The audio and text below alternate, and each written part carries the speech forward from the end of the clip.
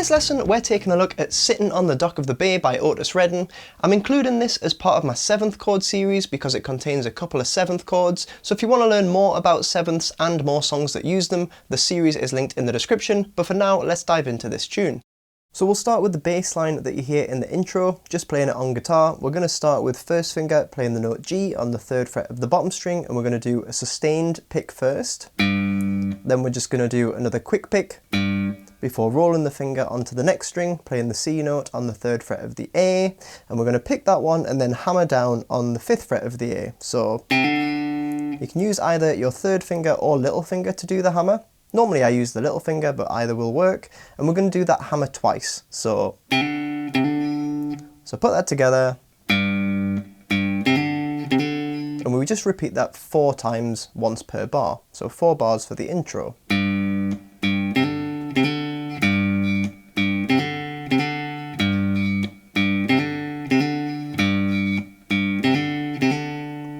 And as well as this, we can hear a chord played on the guitar. It's a G chord, and strumming wise, we're just going to be going down, down, up, down, up, down, up.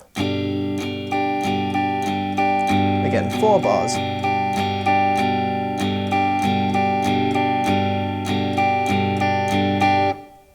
Combine those 2 elements and you get your intro. Then we're into the verse when the lyrics come in, and we've got 4 repeating chords in the verse, which are G, B7, C major, and A7.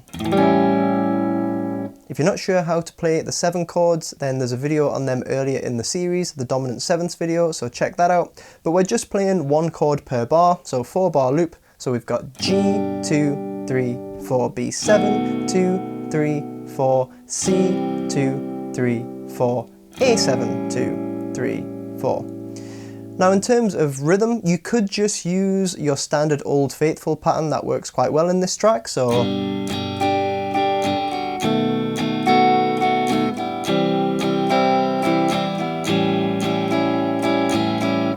but it does leave it sounding a little bit generic, so I prefer this kind of palm muted driving sound for this one, this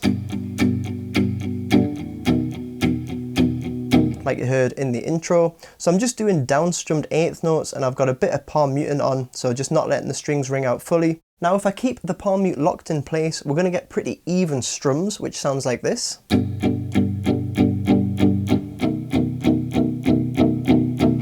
But for a bit of extra character, you can implement this strong, weak feel just by, on the first strum of each beat, just let your hand come off the strings so you can go down with a bit more force, and then do the proper palm muting on the offbeat. That would sound like this.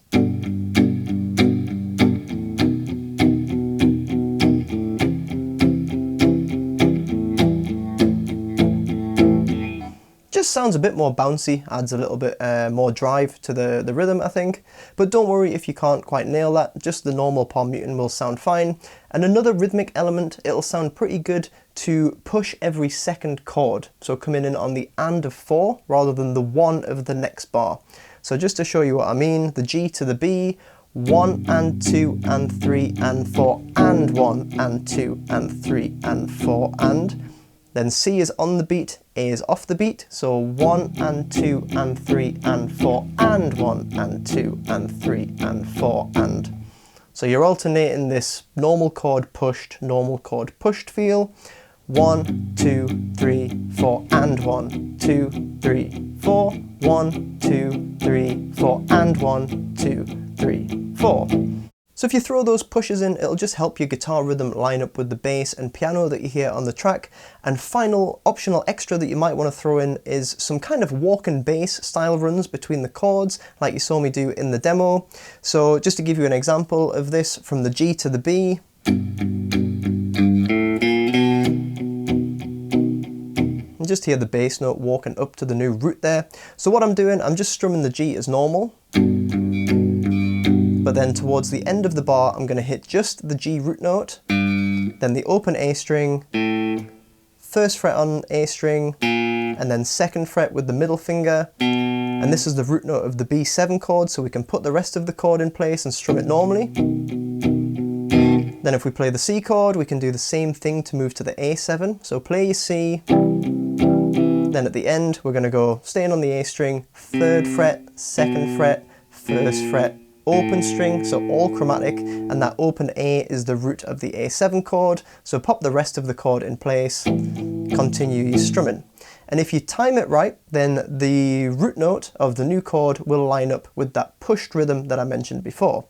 So 1 and 2 and 3 and 4 and 1 and 2 and 3 and 4 and 1 and 2 and 3 and 4 and 1 and 2 and 3 and 4 and. So throw that in as well if you fancy. So after 2 phrases of the verse pattern, we're into the chorus, and we have some pretty simple chords for the chorus as well. We're starting with a bar of G to a bar of E, then repeat those 2 chords, then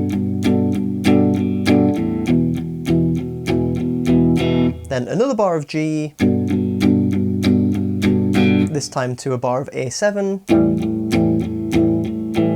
and then one final round of G and E.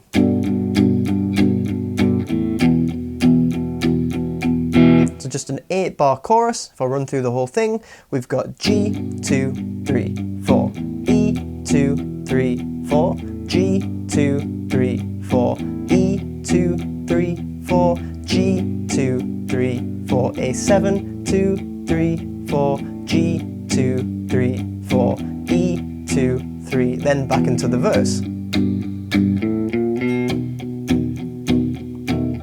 So pretty simple stuff. Now let's take a look at that nice lead part that fits over the top of the chorus. The first bit sounds like this.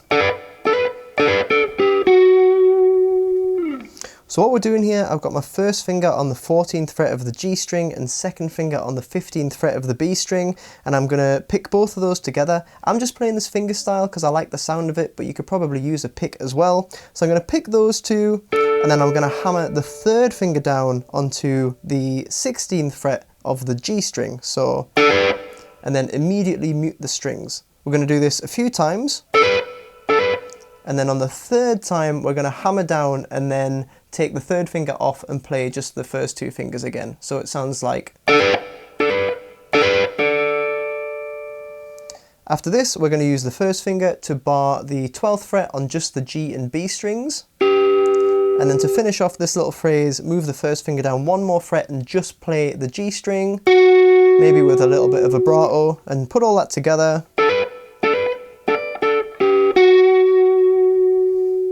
That repeats again. Then for the ending, which sounds like this.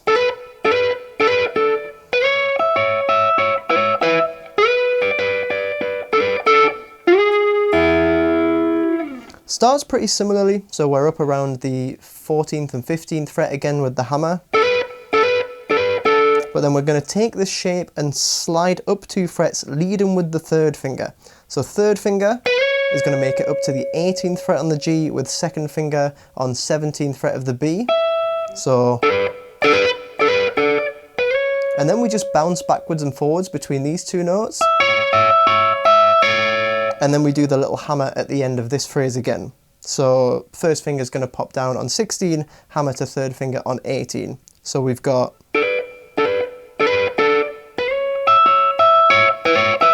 Then move back down and do the same thing 2 frets lower, so back in the original position.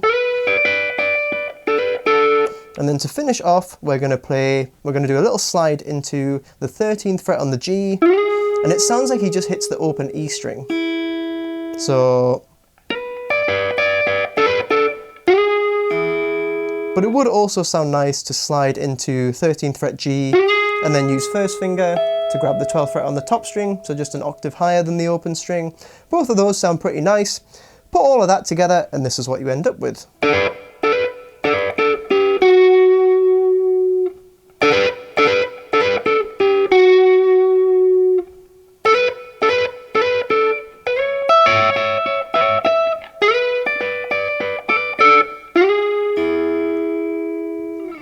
So if you've got a looper, you can try looping that over the chorus chords or just jamming it along to the song.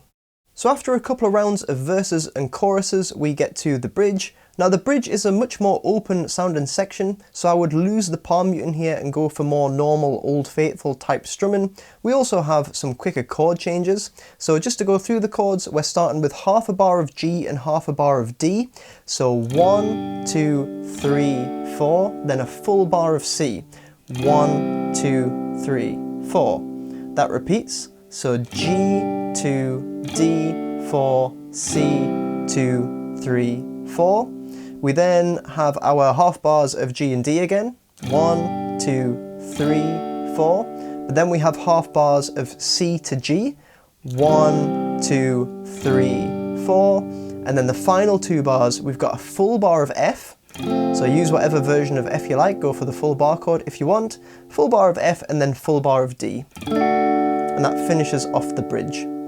So just to run through that again, we've got G, D, C, 2, 3, 4, G, D, C, 2, 3, 4, G, D, C, G, then F, 2, 3, 4, D, 2, 3, 4. And just to give you an example with some bigger sounding strumming, it might sound like this.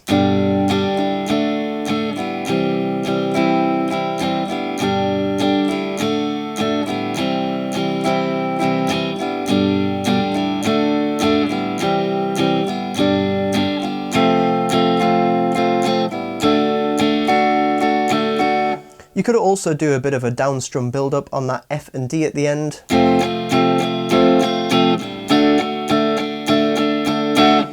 No strict rules, just make sure you get all the chords in the right place and do a rhythm that works with the song. And finally, we've got the outro at the end of the song where it fades out following the final chorus. And we've just got another 4-bar loop, which is going to be made up of 3 bars of G followed by 1 bar of E.